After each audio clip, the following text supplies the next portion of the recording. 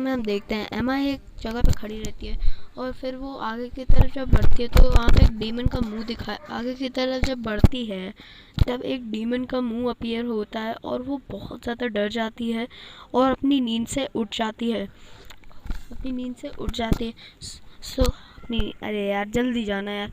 So guys, आज हम explain करने वाले हैं द प्रॉमिस नेवरलैंड एपिसोड 2। और अगर वीडियो आपको पसंद आए तो बताओ मैं वीडियो में क्या चेंजेस करूँ। तो गाइस शुरू करते हैं बिना किसी देरी के। मैं सोचती है मॉम देखने में तो कितनी अच्छी लगती है पर इनके सच का कुछ और ही, सिर्फ हमें एक डीमन के लिए तैयार कर रही है ताकि वो हमें खा सके ना। कि फिर नॉर्मन आ जाता है, फिर वो एमा देखती है नॉर्मन कितना नेचुरल बिहेव कर रहा है, ऐसा लग रहा है तो उसे कुछ फ़र्क ही ना पड़ा। पर अचानक ही नॉर्मन के पास आके कहता है अगर तुम इतना ज़्यादा डरोगी तो वो मॉम समझ जाएंगी हम ही लोग। कहता है अगर तुम इस तरीके से बिहेव करोगी तो मॉम को पता चल जाएगा कि हम ही लोगों को पता था, कि हम ही लोगों ने वहाँ पे गए थे और हम ही लोगों को पता है और इस तरीके से तुम हम दोनों को मरवाओगी। कहता है कि अब मॉम हमारी दुश्मन है इसलिए हमें बिल्कुल सतर्क रहना होगा, उनको नहीं पता चलने देना हो कि हमें उनके बारे में एक भी चीज़ पता है। तो हमें बोलती है कि ये डीमन हमें खाना ही चाहता है तो हमें बड़ा क्यों करता है। फिर नॉर्मन सोचते हुए बोलता है कि क्योंकि इसलिए हमें बड़ा करते हैं ताकि ये हम लोग का ब्रेन खा सके। बच्चों को सिर्फ बड़ा होने देते हैं जो स्मार्ट हो, ये उन्हीं बच्चों को सिर्फ बड़ा होने देते हैं जो स्मार्ट हो, वरना उससे छोटे बच्चों को ये पहले ही मार देता है, कमज़ोर दिमाग के बच्चों को डीमंस पहले ही मार देते हैं। और एमा फिर सोच में पड़ जाती है और फिर अचानक ही से नॉर्मन डर जाता है और फिर वो सोचता है मतलब ये हमें भी मारना चाहते हैं और हम ही तीन सबसे ज़्यादा स्मार्ट है। सिर्फ हमारे पास से 2 महीने, क्योंकि 2 महीने में हम सबका बर्थडे आने वाला है, उसके बाद हम सब 12 साल के हो जाएंगे और अब एक एक करके जाने लगेंगे। हमारे पास 2 महीने, हमें जल्दी से जो भी करना होगा जल्दी करना होगा। मन और एमा जंगल की तरफ जाते हैं, फिर वो एक प्लान बनाते हैं क्योंकि रात को हम यहाँ से भाग नहीं सकते तो हमें दिन में ही इस टाइम पे ही कुछ ना कुछ करना होगा। हम लोग फेंस से भाग सकते हैं पर हम लोग दरवाजे की तरफ से नहीं भाग सकते क्योंकि वहाँ पे डीमंस होते हैं। तो उनके पास सिर्फ एक ही रास्ता है जंगल का। जंगल की तरफ देखते हैं और जंगल में चले जाते हैं। फिर वो अपनी तरफ देख के बोलते हैं यहाँ पे एक बहुत बड़ी दीवार है। तो नॉर्मन पेड़ पे चढ़ने की कोशिश करता है पर नॉर्मन जो होता है वो गिर जाता है। फिर बोलती है कोई बात नहीं है, कोई बात नहीं वो बोलती है और फिर वो पेड़ पे चढ़ने की कोशिश करती है और बोलती है ये दीवार बहुत ज़्यादा ऊँची है। मन दीवार पे कान लगा के बोलता है मुझे नहीं लगता है इसके आर पार में कोई डीमंस हैं। वो बोलती है मैं हम लोग यहाँ पे रस्सी बना के इसके आर पार जा सकते हैं बड़े आराम से और फिर हम निकल जाएंगे। पर घंटी बजते तो दोनों भाग के आते हैं क्योंकि वो हाफ थे क्योंकि वो भाग के आते हैं। और जो एक लड़का आता है, एक लड़का आके मॉम को कहता है कि मैंने अपने दोस्त को खो दिया मॉम, मैंने अपने दोस्त को खो दिया, मैं डायना को नहीं ढूंढ पा रहा हूँ, हम दोनों एक साथ खेल रहे थे मॉम, मैं डायना को नहीं ढूंढ पा रहा हूँ। तो मॉम कहती हैं कोई बात नहीं और वो जेब से अपने घड़ी निकालती है और फिर वो डायना को ढूंढने के लिए चली जाती है और फिर वो तुरंत ही डायना को लेके वापस आ जाती हैं। और डायना बिल्कुल ठीक से होती है और सो रही होती है। मॉम कहती है ये हल्की सी सो गई थी और वो ना सोचते हैं मॉम के हाथ में जो घड़ी थी वो घड़ी नहीं है, ट्रैकर है और वो ट्रैकर है मतलब। और फिर देखते हैं रे खिड़की से बाहर सब देख रहा होता है और वो दोनों फिर जा रहे होते हैं कॉरिडोर से। फिर वो लड़का तो चला जाता है। मन कहता है कि हाँ मुझे नहीं लगता हम मॉम को मौका देंगे कि वो हमें ट्रैकर से ढूंढे और मुझे नहीं लगता उसमें किसी का नाम दिखता होगा। एमा जो होती है बहुत ज़्यादा डरी हुई होती है, अपना दिल पकड़ के एक ही जगह पर खड़ी हो जाती है।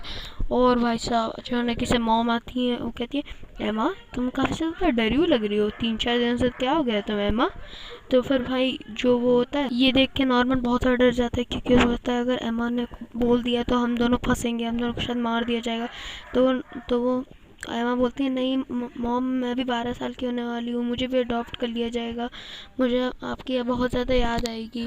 और फिर जो मॉम होती है वो उसको अजीब सी नज़रों से देखते हैं, ऐसा दिखाया गया जैसे मॉम को उस पर शक हो गया हो। और भाई रे आ जाता है और वो कहता है खाने का वक्त हो चुका है। और भाई यहाँ पे सब बच्चे दौड़ के जाते हैं, खाने का वक्त हो चुका होता है तो सब बच्चे दौड़ के चले जाते हैं। फिर दोनों एमा और दोनों के दोनों हाफने लग जाते हैं क्योंकि आज तो वो लोग सोचते हैं हमारा सीक्रेट पकड़ा ही जाने वाला था, हम तो गए थे सिर्फ। और वो दोनों अब एक ताला खोलने लगते हैं और फिर अचानक ही से वो रस्सी निकालती है एमा एमा रस्सी निकालती है और वो दोनों वहाँ पे रस्सी को छुपा देते हैं। वो सोचते हैं जब हम भागेंगे तब हम इसका इस्तेमाल करेंगे। और फिर वहाँ पे रे आ जाता है और वो दोनों को वो लड़के के हाथ वो कहता है हाय, और वो लड़के के हाथ में बुक पकड़ा के उन दोनों को पास में आके कहता है क्या खिचड़ी पकड़ी अब तुम दोनों के में। दूसरी तरफ देखते हैं कि एक इस पेड़ की तरफ देख के मॉम बोलती हैं आज रे यहाँ पे नहीं बैठा है। ये बात है, मॉम हमारी दुश्मन है। वो एक डीमन के लिए खाने के लिए तैयार कर रही होती हैं। तो एमा बोलती है तुम्हें इतनी जल्दी इस बात पे यकीन कैसे हो गया। तो फिर वो रे बोलता है ये बात मैं तुमने नहीं कही है एमा, नहीं मुझे नॉर्मन ने कही है, इसलिए मुझे इतना जल्दी इस बात पे यकीन हो गया।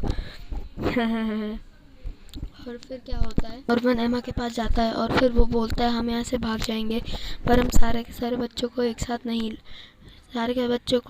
नहीं लेके भाग पाएंगे।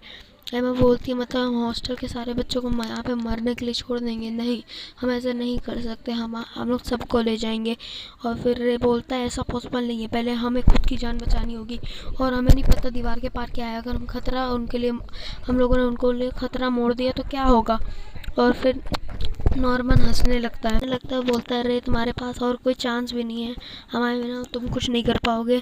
रे बोलता है तुम्हारा मतलब पूरी क्लास को ले जाएंगे, नहीं मैं ऐसा नहीं होने दूंगा, बिल्कुल भी नहीं, हम पूरी क्लास को नहीं ले जा सकते, हमें वहाँ पे जाके मरना नहीं है, कि वो तुम्हारे लिए इस काम में बिल्कुल भी मदद नहीं करने वाला। फिर वो लड़का बोलता है तुम्हारे पास और कोई ऑप्शन भी नहीं है, अगर तुम्हें यहाँ पे रुकना है और मरना है तो आराम से तुम रुको और यहाँ पे मरो, अकेले भागना है तुम आराम से भाग सकते हो, पर मुझे पता है तुम इतना ज़्यादा डरते हो कि तुम नहीं भाग पाओगे यहाँ से, तुम्हारे पास और कोई ऑप्शन नहीं है हमारी मदद करने के अलावा। तो रे हंसता है, तो रे बोलता है चलो ठीक है, पर तुम्हारा प्लान क्या है। और फिर हम देखते हैं हॉस्टल में एक नई बच्ची अनाथालय में एक नई बच्ची आई होती है, औरत को इंट्रोड्यूस कराते हुए बोलती है ये है सिस्टर कोरोना, बोला था ना घर से बाहर मत निकलना वरना हो गया ना कोरोना। दोनों सोचते हुए बोलते हैं अब हमारा एक और दुश्मन है, और रे भी सोच रहा होता है। और यहाँ पे गाइस आज के लिए ख़त्म होता है एंड मेरे DX डबल एक्सप्लेनेशन को थैंक। वैसे अगर अब तक तुमने पिछला पार्ट अब तक नहीं देखा तो जाके इसका पिछला पार्ट देखो और बाय बाय। चलो गाइस बाय बाय, सब्सक्राइब कर देना, कल और एक और पार्ट आएगा।